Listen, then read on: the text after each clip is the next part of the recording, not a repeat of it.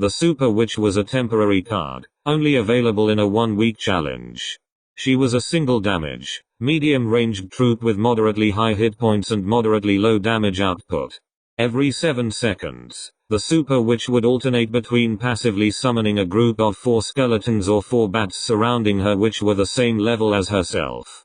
The first wave of troops spawned would always be skeletons, and they would be spawned 1 second after the Super Witch's deployment time finishes. She also put a curse on troops, and if that troop died, it would become a cursed hog similar to the effect of the Mother Witch.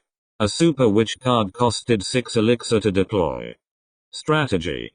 Since she would always spawn the skeletons as the first wave, she was effective at stopping the charge of an incoming prince. However, after the skeletons were defeated, she would be left vulnerable since she would spawn bats afterwards. Her first skeleton spawn has a notable delay. This means that against fast-moving troops, like the mini PEKKA, the skeletons may not spawn in time to protect her on reaction. Placing the Super Witch behind the King Tower will have one of the skeletons spawn in the other lane. This can discourage the opponent from attacking that lane due to the single skeleton's defensive presence. Any troops that spawn sub-troops, smaller variants upon death will not spawn a cursed hog. For example, elixir golems, elixir golemites, and golems do not turn into cursed hogs. They do not even show the tint of being cursed, but elixir blobs and golemites do. Only a troop's final stage can turn into a cursed hog. As such, the cannon cart can never get cursed since its final form is a building. The battle ram and skeleton barrel also cannot turn into a cursed hog, but the barbarians and skeletons which spawn after its destruction can be turned into cursed hogs.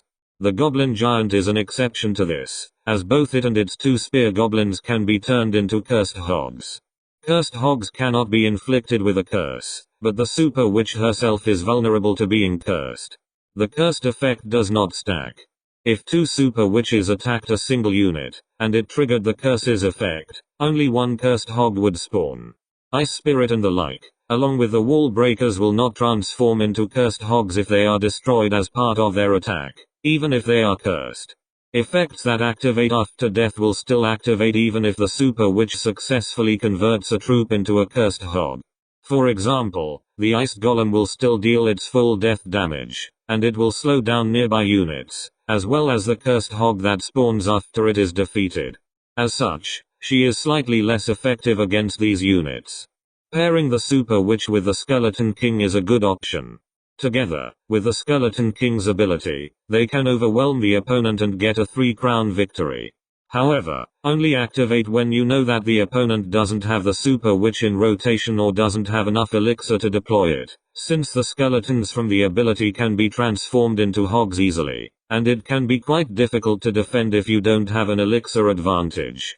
Since the Skeleton King's skeletons are considered cloned troops, if a Super Witch attacks them, the cursed hogs that spawn from them will spawn as cloned cursed hogs. Electro Giant is able to counter her pretty easily, since the reflected damage destroys the bats and the skeletons in a single hit, and can also hit the Super Witch. Pairing it with Tornado is also a good option, either to push everything into the reflected radius of the Electro Giant or to just counter the skeletons bats of the Super Witch for a low elixir cost. On the contrary, the Electro Giant synergizes well with the Super Witch, as his reflected damage can allow the Super Witch's curse to take effect more easily. However, they cost 13 elixir together. The Super Witch can be countered with cards like Magic Archer, Executioner, Electro Dragon, and Princess, since not only can they deal splash damage, allowing them to defeat multiple spawned troops, but also they can target air, which means that they can defeat either spawned wave of skeletons or bats. The Valkyrie is less effective against her, as the Super Witch can spawn bats that the Valkyrie cannot hit. The bats might also finish her quickly enough that a cursed hog will spawn from her. Unlike the Ram Rider, she cannot switch her attack to other troops, meaning she can be easily distracted by a tank or a mini-tank. The Super Witch is good against swarm units because she has a fairly fast attack speed and can easily take them out and curse all of them to create a huge army of cursed hogs. She is particularly effective against skeletons, bats, and spear goblins as she is able to one-shot them, that is, immediately create cursed hogs. However, she still fares well against minions or goblins, which will get 2-shot, but the cursed hogs may be damaged down more due to the swarm staying alive for longer.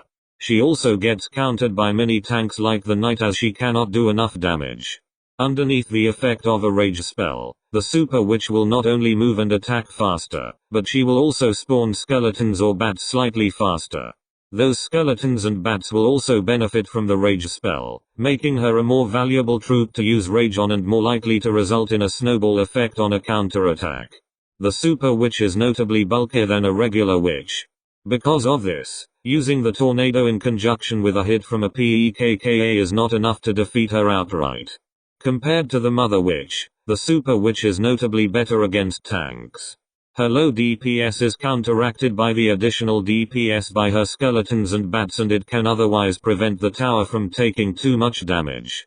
The super witch will survive a lightning strike, but a rocket is a great way to take it out, especially if other troops or the princess tower are hit as well.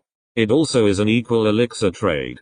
To work around this, the player can play the witch in the other lane to split their overall spell damage, or they can play her closer to the river and deny their opponent of any opportunity for spell damage on their tower. The super witch is very effective at baiting spells from the opponent. She can either bait weaker spells like zap and arrows that are used against her skeletons or bats, or she can bait stronger spells like rocket and poison that are used to directly target her. This allows the user to deploy other cards that are weak to those spells such as Dart Goblin and Sparky respectively. History. The Super Witch was made available in the Super Witch Challenge on the 13th of May, 2022. On the 22nd of May 2022, the Super Witch event ended, therefore the card was removed from the game. Trivia. The Super Witch is a reference to the eponymous troop in Clash of Clans. However, the Super Witch in Clash Royale alternates between spawning skeletons and bats, instead of spawning big boys. Unlike in Clash of Clans, the Super Witch in Clash Royale shares a design with the regular witch. The Super Witch is one of 15 cards associated with skeletons, with the others being Bomber, Skeleton Dragons, Skeleton Barrel, Tombstone, Bomb Tower, Skeleton Army, Giant Skeleton, Wall Breakers, Witch, Balloon, Guards, Graveyard, Skeleton King, and of course, Skeletons. It is the only skeleton-related card to be released as a temporary card. She is the second super troop to be added into the game, the first being the Super Lava Hound. The Super Witch is one of 4 troops that can spawn other troops outside of death, the others being the Witch, Night Witch and the Skeleton King. It is rumored that the Super Witch has been summoned from all the other 3 witches, as demonstrated in the launch trailer, hence explaining the combination of all the other witches' abilities.